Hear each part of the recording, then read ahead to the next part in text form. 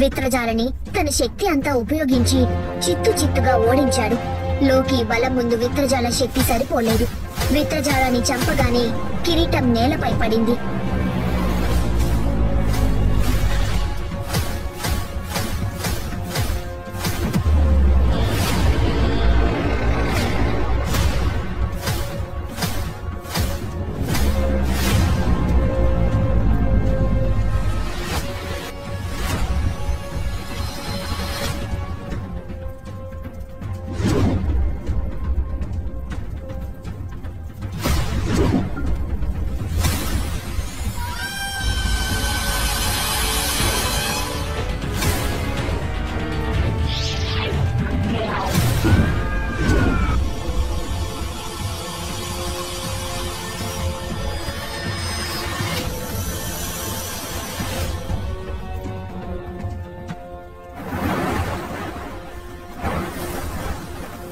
నీలాంబర్ తన కిరీటం తాను పెట్టుకోగానే శక్తి వచ్చేసింది.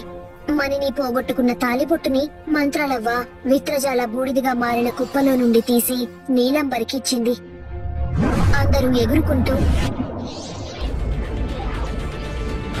అక్కడి నుంచి త్రిలోక్పూర్ చేరుకున్నారు. నీలాంబర్ మణిని మెడలో తాలిబొట్టు వేయగానే మణినికి దేహం వచ్చేసింది. నీ ప్రాణాలకు తెగించి మాకు ఇంత సహాయం చేశావు. నువ్వు చేసిన ఈ సహాయాన్ని నేను జన్మ జన్మలు గుర్తుంచుకుంటాను. ఎప్పుడు ఏ అవసరం ఉన్నా నన్ను తలుచుకో లోకి. తప్పక నేను నీకు సహాయపడతాను. లోకి, అసలు నువ్వెందుకు ఈ ఊరొచ్చావు? శాపం వల్ల పిశాచిగా మారిన నా భార్యను చంపమని నీకెవరు చెప్పారు? నేను నా భార్య భూమి పోగొట్టుకున్న వయసును తిరిగి తీసుకురావడానికి వాయిన మహర్షి కోసం వెతుక్కుంటూ బయలుదేరాను. అప్పుడే అనుకోకుండా ఈ మండపంలో మణిని చూసి నా స్నేహితుడు ఒక విచిత్రమైన పిల్లిగా మారిపోయాడు అని జరిగిందంతా వివరంగా చెప్పాడు నీలాంబర్కి. అయితే నీకు వాయిన మహర్షి ఆచూకీ అవసరం అన్నమాట. అవును, ఆయన ఒక్కడే నా భార్యకి సహాయపడగలరు. అవును, వాయున మహర్షి చాలా శక్తివంతమైన వాడు. కానీ ఆయన దరిదాపుల్లోకి కూడా ఎవరూ వెళ్ళలేరు. ఆయన ఊపిరి విషం.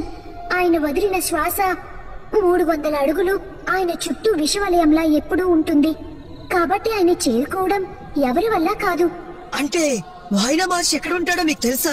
చెప్పాను కదా, నా తాలిబొట్టు నా మెడలో పడగానే భువనలో ఒక పూర్తి శక్తి వస్తుంది. భూమిపై ప్రతి అణువు మాకు తెలుస్తుంది. వాయిన మహర్షి ఉండే చోటు మాకు ఇప్పుడు తెలుసు. కానీ ఆయన దరిదాపుల్లోకి కూడా మీరు వెళ్ళలేరు. అలా కాదని వెళ్తే చేస్తారు.